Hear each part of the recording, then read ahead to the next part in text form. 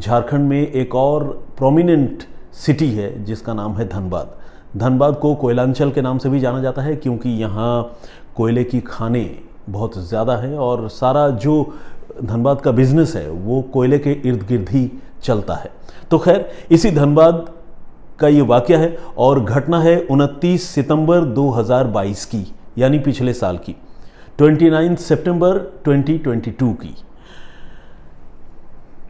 धनबाद के एक अमीर कारोबारी जिनका नाम ज्योति रंजन था, इस रोज़ वो अपनी पत्नी और छोटे से बेटे के साथ शाम तकरीबन 7:30 बजे अपने घर से निकलकर कहीं जा रहे थे।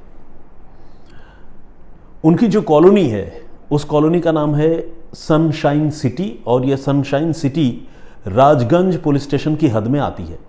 तो कॉलोनी के एंड पॉइंट पर एक गेट लगा हुआ है जो आमतौर पर खुला रहता है, लेकिन इस रोज़ 29 सितंबर को जब ये अपने परिवार के साथ निकले कहीं जाने के लिए तो उन्होंने देखा कि सामने गेट जो है वो बंद है, किसी ने गेट लगा दिया था या बंद कर दिया था। तो ये तो खुद ड्राइविंग सीट पर थे ज्योति रंजन, लेकिन इनकी पत्नी जो बगल में बैठी हुई थी वो गाड़ी से नीचे उतरी और उतरने के बाद उन्होंने गेट खोलने की कोशिश की, लेकिन अभी वो गेट खोल ही रही थी तब तक 3 से 4 लोग वहाँ आए। एग्जैक्ट नंबर्स जो है किसी को नहीं पता कितने लोग आए और इन लोगों ने ताबड़तोड़ ज्योति रंजन को बिल्कुल करीब से गोली मारना चालू कर दिया। वहाँ कम से कम 5 से 6 गोलियाँ चली और 2 गोलियाँ बिल्कुल करीब से ज्योति रंजन को लगी और उनके सिर में भी गोली लगी और वो कार में ड्राइविंग सीट पर ही बैठे रह गए और शूटर्स जो है वो कार के बाहर से, शीशे के बाहर से गोली चलाते रहे। शीशा फोड़कर गोली ज्योति रंजन को लगी और वो वहीं पर बेसुध होकर ड्राइविंग सीट पर ही गिर पड़े। मतलब उन्होंने कंट्रोल खो दिया अपने बॉडी से। ये मंजर जब अपनी आंखों के सामने उनकी बीवी ने देखा तो उनकी बीवी से रहा नहीं गया। ऑब्वियसली वो भागती हुई फिर वापस कार के पास आई और किलर्स को उन्होंने पकड़ने की कोशिश की, जो हमला कर रहे थे उनको पकड़ने की कोशिश की, लेकिन जो हमलावर है वो बड़े तेज़ थे। उन्होंने इस महिला पर भी फायरिंग की और वो वहाँ से भागने में कामयाब हो गए। हालांकि ज्योति की जो बीवी थी वो खुशकिस्मत थी इस मामले में कि उसकी जान बच गई। बाकी खुशकिस्मत तो और किसी एंगल से नहीं थी क्योंकि खुद उसके आंखों के सामने उसके पति के ऊपर गोलियों की बरसात हो रही थी। बहुत ही दुखद, बहुत ही अफसोसनाक ये घटना थी जिसमें एक छोटे से बच्चे ने भी अपने पिता के ऊपर कातिलों को हमला करते हुए देखा था। तो जैसे ही ये खबर लोगों को मिली, क्योंकि एक रिहायशी इलाके में ये घटना हुई थी, तो लोग वहाँ पर देखते ही देखते जमा हो गए। फ़ौरन पुलिस को जानकारी दी गई। राजगंज पुलिस स्टेशन की टीम वहाँ मौके पर पहुँची और पुलिस टीम ने उस पूरे इलाके को कॉर्डन ऑफ कर लिया, घेर लिया और ख़ासकर ज्योति रंजन की गाड़ी को पुलिस ने अपने कब्ज़े में लिया और उसकी जांच शुरू की।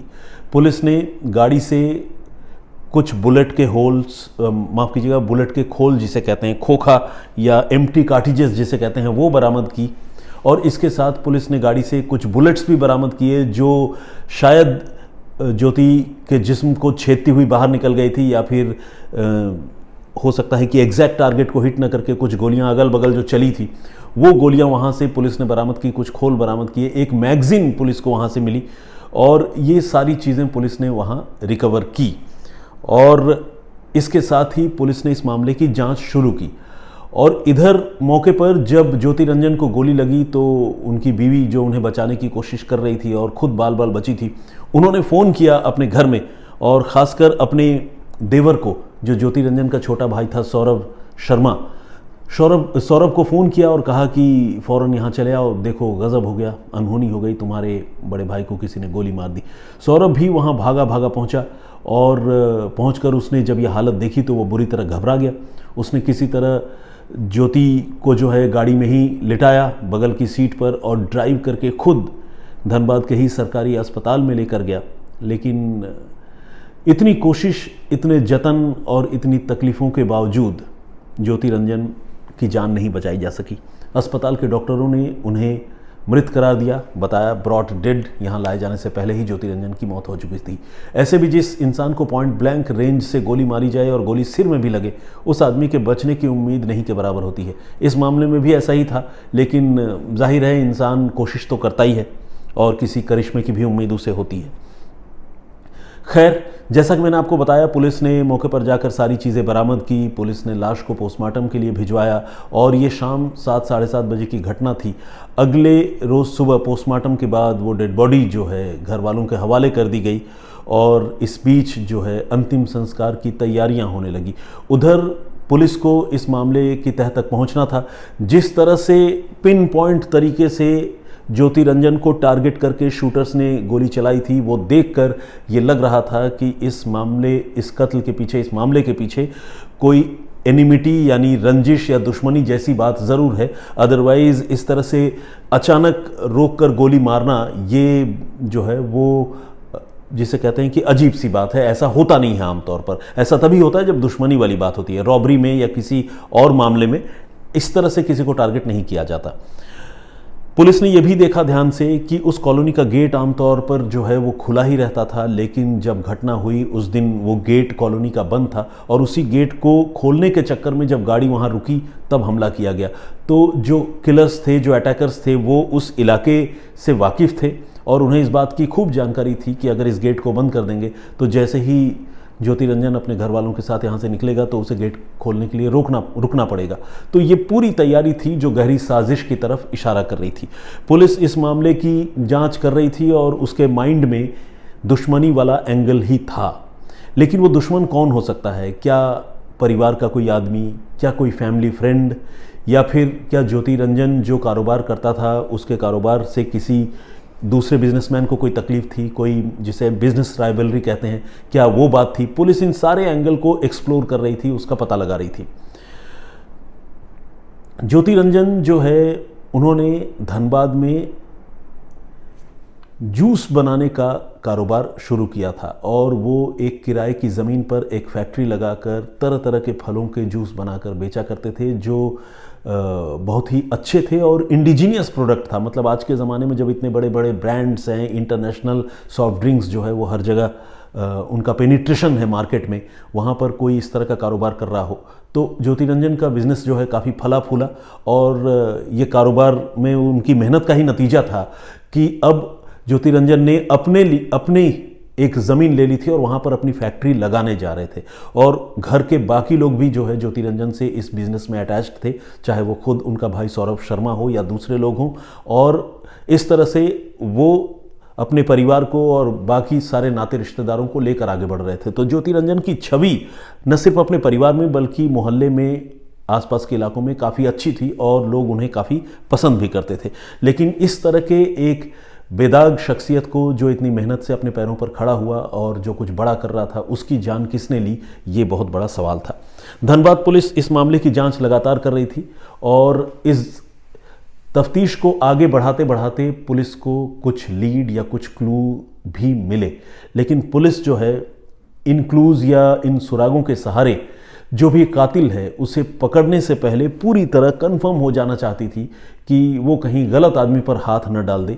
पुलिस के सामने ये आमतौर पर बहुत बड़ी चुनौती होती है, क्योंकि अगर वो किसी गलत को पकड़ लेते हैं तो पुलिस की बड़ी किरकिरी होती है और शुरू में ही एक डाउट इस तरह के केसेस में क्रिएट हो जाता है और उसका नतीजा ये होता है कि कोर्ट में जब मामला ट्रायल के स्टेज पर आता है तो बचाव पक्ष के जो वकील होते हैं, जो मुलजिमों की तरफ से पैरवी करते हैं, वो उस डाउट का फ़ायदा उठाकर जो है केस में अपने मुवक्किलों को बचाने की कोशिश करते हैं। तो इसीलिए पुलिस जो है वो इस मामले में किसी को भी पकड़ने या अरेस्ट करने से पहले इंश्योर कर लेना चाहती थी कि वो किसी गलत आदमी पर हाथ न डाल दे।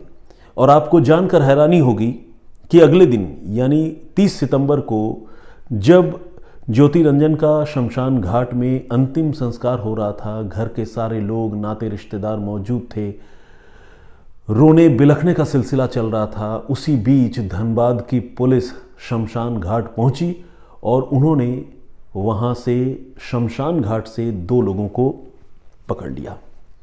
इनमें एक शख्स था श्रीकांत शर्मा, जो ज्योति रंजन का बिल्कुल करीबी था, फैमिली फ्रेंड था, और दूसरा शख्स जो था वो था खुद सौरभ शर्मा, जो ज्योति रंजन का सगा छोटा भाई था। शमशान में लोगों के बीच, आंसुओं और मातम के बीच जब पुलिस ने श्रीकांत को और सौरभ को पकड़ लिया, गिरफ्तार कर लिया, तो आप समझ लीजिए कि किस तरह का माहौल वहाँ पैदा हुआ होगा, कैसी सनसनी फैली होगी, लोग कितने हैरान रह गए होंगे। फैमिली के कई लोगों को तो बड़ा सदमा, झटका लगा होगा, डबल झटका जिसे कहते हैं। उनसे ये समझ में नहीं आ रहा था कि वो ज्योति रंजन की मौत पर अफसोस करे, रोएं, या सौरभ शर्मा की गिरफ्तारी पर हैरानी जताए, पुलिस को रोकने की कोशिश करें, या वाकई सौरभ गुनहगार है, उसे सजा दिलाने के बारे में बात करें। परिवार के लोग किंग कर्तव्य विमूढ़ हो गए, उनको समझ में नहीं आ रहा था कि व्हाट नेक्स्ट टू डू। लेकिन इन्हीं हालात में पुलिस तो पुलिस है, वो अपना काम करती है। अंतिम संस्कार के दौरान, मुखाग्नि के दौरान, सौरभ शर्मा खुद जो है मुखाग्नि देने के लिए अपने बड़े भाई को वहाँ पर खड़ा था। पुलिस ने सौरभ को और उनके एक कॉमन फ्रेंड को श्रीकांत मिश्रा को पुलिस ने गिरफ्तार कर लिया। और ये श्रीकांत सौरभ के जितना करीब था, उतना ही करीब जो है वो ज्योति रंजन के भी था, यानी दोनों भाइयों का ये एक कॉमन फ्रेंड था, और इनको पुलिस ने गिरफ्तार कर लिया। अब पूरे धनबाद में सनसनी फैल गई। आप समझ सकते हैं कि किसी भी हाई प्रोफाइल मर्डर केस का अगर क्लाइमेक्स ऐसा हो तो कितनी सनसनी फैलती है, लोग कितने हैरान होते हैं, कितनी बातें होती है। अब सवाल यह था कि पुलिस ने सौरभ को और श्रीकांत को पकड़ा कैसे, पुलिस को इतनी जल्दी, जबकि अंतिम संस्कार भी नहीं हुआ था, पुलिस को इस मामले में लीड कैसे मिली, और इस घटनाक्रम के पीछे अगर सौरभ ने ही कत्ल करवाया या कत्ल किया तो उसके पीछे की वजह क्या थी। वो भी तब जब लोग इस बात पर भी हैरान हो रहे थे कि जैसे ही ज्योति रंजन को गोली लगी थी, सबसे पहले ज्योति रंजन की बीवी ने सौरभ को ही कॉल किया था और सौरभ खुद ज्योति रंजन को लेकर अस्पताल गया था। तो ये सारी चीज़ें लोगों को और ज़्यादा हैरान कर रही थी। वो भी तब जब सौरभ बहुत बुरी तरह से रो रहा था, पुलिस में एफआईआर उसके बयान पर ही दर्ज की गई थी, और सौरभ जो है पुलिस पर लगातार ये दबाव भी बना रहा था कि इस मामले के गुनहगारों को सज़ा दिलाए बगैर वो चैन से नहीं बैठेगा। पुलिस से कह रहा था कि आप पकड़िए, क्या कर रहे हैं। तो एक इस तरह के माहौल के बीच जब पुलिस ने खुद उसे ही पकड़ लिया तो लोग हैरान हुए। अब सवाल यह था कि छोटा भाई सौरभ आखिर पुलिस की गिरफ्त में कैसे आया, पुलिस के पास ऐसा कौन सा क्लू या एविडेंस था कि पुलिस ने उसको पकड़ा। तो खैर, अब पुलिस ने जब अगले दिन इस मामले का खुलासा किया और पूरी कहानी बताई, तो अब पूरे शहर के लिए और चौंकने की बारी थी। हुआ ये कि पुलिस ने पूछताछ के क्रम में जो छोटा भाई है सौरभ, उससे उसका मोबाइल फ़ोन मांगा था, क्योंकि पुलिस ये देखना समझना चाह रही थी कि घर के बाकी लोगों की किन किन लोगों से बातचीत हो रही है और ज्योति रंजन के मर्डर का क्या परिवार के किसी आदमी से कोई कनेक्शन है। लेकिन पुलिस ने जब ज्योति के भाई सौरभ से उसका मोबाइल फ़ोन मांगा तो सौरभ ने न सिर्फ अपना मोबाइल फ़ोन देने से मना कर दिया, बल्कि वहाँ पर उसने एक सीन क्रिएट किया पुलिस स्टेशन में। वो जिसे बोलचाल की भाषा में कहते हैं ना कि फैल गया बिल्कुल, और उसने वो पुलिस से उलझ गया। वो लड़ने लगा कि आप हमसे मेरा मोबाइल फ़ोन कैसे मांग सकते हैं, मैं छोटा भाई हूँ, मेरे बड़े भाई का मर्डर हुआ है, आप क्या मेरे मोबाइल फ़ोन से मेरे बड़े भाई के कातिल को ढूंढना चाहते हैं, आपको क्या मुझ पर शक है। इस तरह से उसने हंगामा वहाँ काटा, और हंगामा करने का असर ये हुआ, जैसा कि मैंने आपको पहले भी बताया है, कि इस तरह के मामले बड़े नाजुक होते हैं, इमोशनल होते हैं। लोगों को लगता है कि यार पुलिस तो ज्यादती कर रही है, एक तो जिस घर का मेंबर मरा उसी घर के आदमी को पुलिस गिरफ्तार कर रही है। तो ऐसे मामलों में पुलिस के लिए काम करना बड़ा मुश्किल होता है। लेकिन उस समय तो पुलिस ने सौरभ को जाने दिया उसका मोबाइल फ़ोन मांगकर। पुलिस को लेकिन इस बात का एहसास हो गया कि सौरभ ज़रूर कुछ ऐसा है जो छिपाने की कोशिश कर रहा है, जो बताना नहीं चाहता है। वरना अगर कोई और होता जो जांच में कोऑपरेट करता, वो खुद अपना मोबाइल फ़ोन दे देता कि ठीक है, अगर आप जांच करना चाहते हैं तो लीजिए मेरा मोबाइल फ़ोन और इसे क्रॉस चेक कीजिए कि कहीं आपको अगर इसमें से कातिल का कोई लीड या पता चलता है तो। लेकिन सौरभ ने जिस तरह से मना किया, पुलिस को उसी पॉइंट पर सौरभ पर शक हो गया। और ये शक उसी रोज़ हो गया था, 29 और 30 सितंबर की दरमियानी रात को, जब पुलिस इस घटना के तुरंत बाद सौरभ से पूछताछ कर रही थी। अब पुलिस ने पैरेलली इस मामले की छानबीन शुरू की, क्योंकि मोबाइल फ़ोन तो मिला नहीं। पुलिस ने जो सौरभ है उसकी कॉल डिटेल रिकॉर्ड निकलवाई, और कॉल डिटेल रिकॉर्ड निकलवाने के बाद उसको एग्जामिन किया, और साथ ही जो प्लेस ऑफ ऑकरेंस है जहां पर यह घटना हुई थी, सनशाइन सिटी, उस जगह शाम को 7:30 बजे जो मोबाइल फ़ोन नंबर्स एक्टिव थे उस पर्टिकुलर लोकेशन में, वो कौन से मोबाइल फ़ोन नंबर थे, उनका भी डंप डाटा धनबाद पुलिस ने कलेक्ट किया।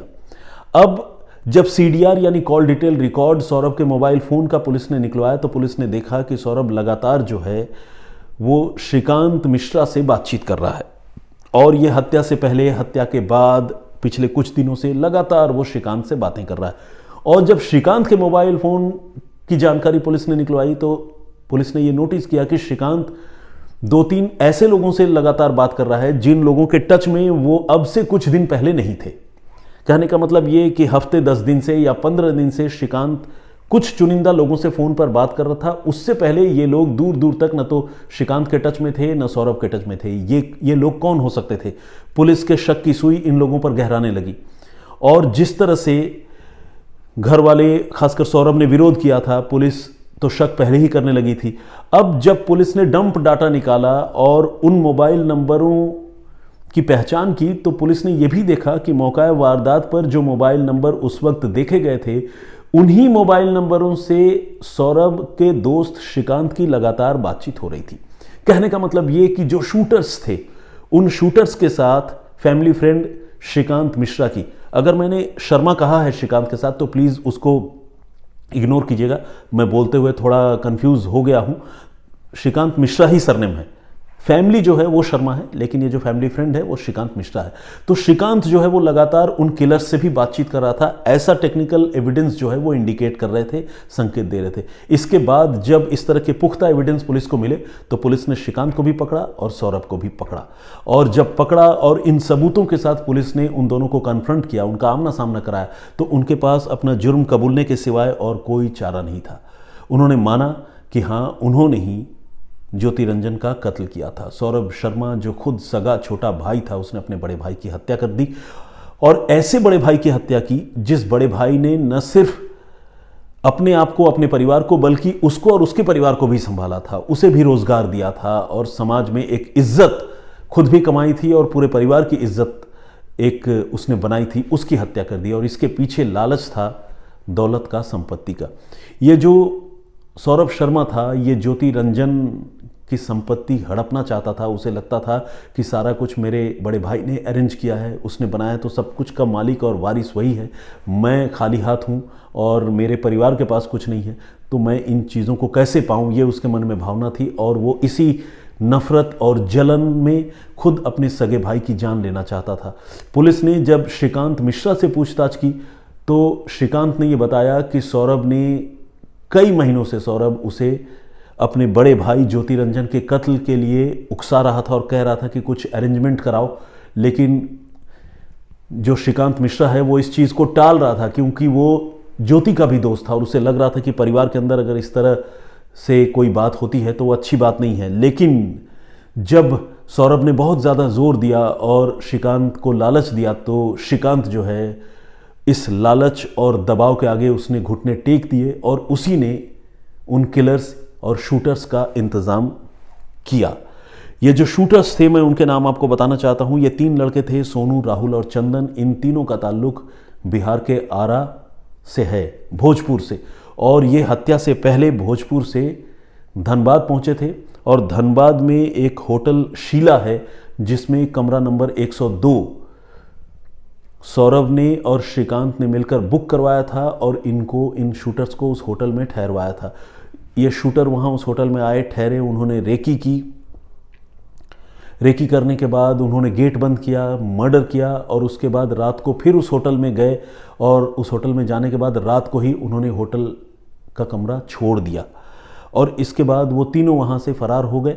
और इन तीनों लड़कों के लिए उस होटल का बिल भी सौरभ शर्मा ने खुद ही भरा था, जिसका एविडेंस पुलिस ने छानबीन के दौरान कलेक्ट कर लिया। इसके बाद पुलिस ने एक एक करके उन तीनों शूटर्स को भी पकड़ा।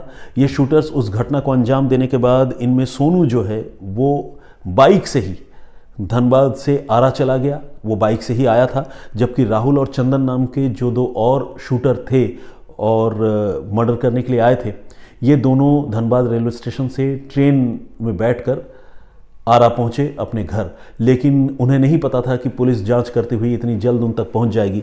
सौरभ और श्रीकांत जब गिरफ्तार हो गए तो उनकी निशानदेही पर पुलिस ने छापेमारी की आरा में और वहां से इन तीनों किलर्स को भी पुलिस ने गिरफ्तार कर लिया। उनकी निशानदेही पर पुलिस ने धनबाद के ही झाड़ियों से वो देसी कट्टे और असलहे भी बरामद किए जिनका इस्तेमाल करके इन शूटर्स ने ज्योति रंजन की जान ली थी। और फिर जो मौका वारदात से गोलियों के खाली खोखे जिसे हम कहते हैं, वो जो बरामद हुए थे वो पुलिस के पास थे। कुछ बुलेट्स, जो गोली का अगला हिस्सा होता है जो किसी के जिस्म में या टारगेट को हिट करता है, वो चीज़ें पुलिस ने बरामद की। तो उनका भी फॉरेंसिक एग्जामिनेशन धनबाद की पुलिस करवा रही है और अब इस मामले का ट्रायल चलेगा और बहुत मुमकिन है कि जिस तरह के एविडेंस जो है पुलिस को मिले, जिस तरह के पीस ऑफ इंफॉर्मेशंस को जोड़कर धनबाद पुलिस ने इस मामले को इन्वेस्टिगेट किया, मुझे पूरा यकीन है कि इन सबूतों के आधार पर धनबाद पुलिस तीनों शूटर्स और 2 कॉन्स्पिरेटर्स, सगा भाई सौरभ शर्मा और श्रीकांत मिश्रा, इन दोनों को धनबाद पुलिस जो है सज़ा दिलाने में कामयाब रहेगी और इन 5 लोगों को आखिरकार आजीवन कारावास की सज़ा होगी, ऐसी मुझे उम्मीद है। तो ये थी धनबाद की कहानी।